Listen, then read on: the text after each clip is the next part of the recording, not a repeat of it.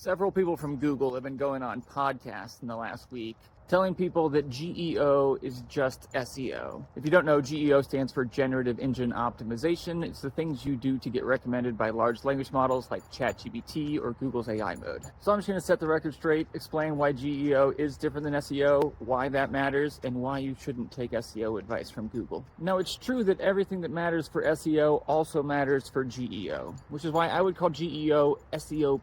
However, large language models have introduced some very new tactics that right now are very effective. And the primary new tactic is what I'm calling recommendation building. One of the pillars of SEO has always been link building. If you want to rank in Google for any kind of competitive term, you need to build links to your website. And these links can also help you get recommended by large language models. But what's arguably more important is your brand being recommended by the pages that these large language models cite before giving a response. Now, if you've been following GEO advice at all, you've probably heard me and other people saying that you need to get your brand mentioned on as many websites as possible. These large language models are looking all over the internet, and the noisiest brands are going to get noticed the most and will be most likely recommended in their output. And while that generally is true, my view has evolved some. As we've been doing this for clients, I've been able to sharpen up the strategy a bit. So let's talk about a few surgical approaches that have very high returns for a little bit of effort.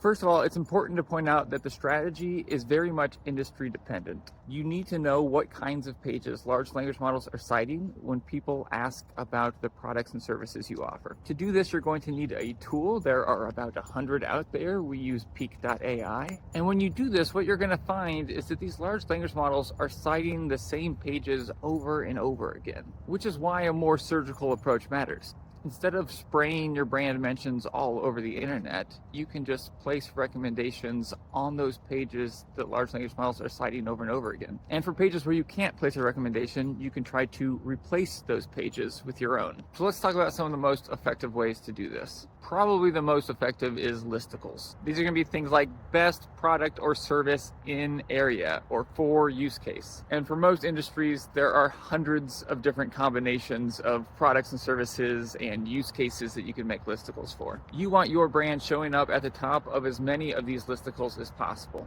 So here's a few ways you can do that. A lot of these listicles are automatically generated by directories. In this case, you can often pay for top placement, or just getting more reviews in that directory will automatically get you into these listicles. Other listicles are going to be on third-party sites or on the sites of companies in adjacent industries that aren't direct competitors. I recommend reaching out to the author of all these listicles and just asking what it would take to be listed at the top of their listicle. Most of the time, you probably won't get a response, but occasionally they just want like $100, which is easily worth it for a highly cited listicle. And sometimes there's an opportunity to do a reciprocal mention. I think this is going to become a very popular GEO tactic once people realize how effective it is. Essentially, you recommend me in your listicle and I'll recommend you in my listicle. As long as they're not a direct competitor, it's a perfect trade. This is very similar to reciprocal linking in SEO, except there's no risk of a penalty. So this is something we're starting to do more of. Most brands probably have dozens of high-value reciprocal mention opportunities. Another type of page that's commonly cited by large language models are discussion threads,